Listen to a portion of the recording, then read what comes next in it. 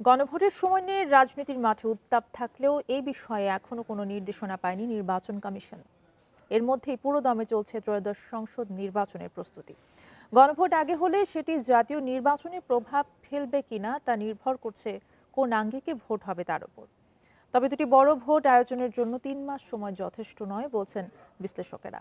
Rainbow অ্যাক্রোপ্লাস্টে acrylic এমালশন থাকায় মুছে ফেলা যায় যে কোনো দাগ সহজেই। Rainbow paints, colour of joy. July সনদের বাস্তবায়ন প্রশ্নে গণভোটের প্রসঙ্গ উত্তাপ ছড়াচ্ছে রাজনৈতিক অঙ্গনে। একমত হতে পারছে না দলগুলো। গণভোটের আদেশ কে জারি করবেন, প্রশ্ন কি হবে, আর নির্বাচন কমিশনের আয়োজনের পদ্ধতি বা কি হবে সেটি ঠিক হয়নি এখনো। ফলে সংসদ নির্বাচনের আগে গণভোট হওয়া নিয়ে দেখা দিয়েছে অনিশ্চয়তা। এদিকে ডিসেম্বরের প্রথমার্ধে জাতীয় নির্বাচনের তফসিল ঘোষণার প্রস্তুতি নিচ্ছে নির্বাচন কমিশন। আর গণভোটের বিষয়ে এখনো সরকারের কোনো নির্দেশনা পায়নি ইসি। এই ভোটের প্রস্তুতি কিভাবে হবে তা নির্ভর করছে উপদেষ্টা পরিষদের সিদ্ধান্তের উপর। গণভোট হবে এটুকু জানি, কিন্তু কোন প্রক্রিয়া হবে, কোন পদ্ধতিতে হবে, আইনগত ভিত্তি কী হবে, যেগুলো এখনও পর্যন্ত নির্ধারিত নয়।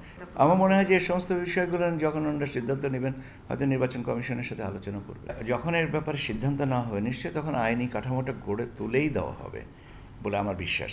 হলে প্রভাব কীভাবে পড়বে এটা তো নির্ভর করছে কোন আঙ্গিকে হবে সেটার উপরে। সে পর্যন্ত অপেক্ষা করি। সরকারের ঘোষণা অনুযায়ী জাতীয় নির্বাচনের বাকি আর মাত্র 3 মাস।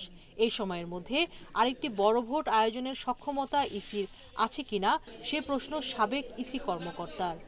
যদি গণভোট হয়, ইলেকশন কমিশন কি একসাথে করতে পারবে সেই সক্ষমতা আমাদের যারা মাঠ পর্যায়ে কাজ করে, ভোট গ্রহণকারী কর্মকর্তা বলি, রিটার্নিং অফিসার বলি, ঠিক এরকম বড় দুটো ইলেকশন যার ভোটার 13 কোটি, গণভোটে আসলে হওয়ার পর এই ধরনের জটিলতা আসবে কি না সেটা নির্ভর করবে যে পলিটিক্যাল পার্টিগুলো এটাকে কিভাবে প্রশ্নগুলো কিভাবে উত্থাপন করবে।